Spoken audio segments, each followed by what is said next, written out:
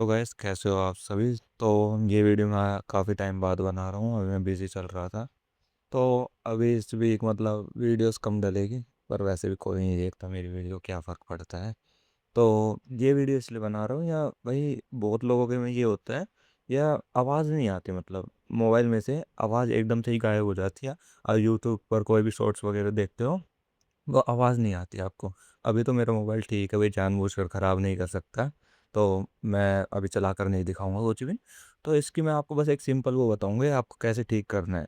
आपको सिर्फ़ अपना मोबाइल रीस्टार्ट करना है, आपकी मोबाइल की जो आवाज़ वो ग्लिच हुआ था आपके मोबाइल में, वो ठीक हो जाएगा। बस इतना ही है इस वीडियो में।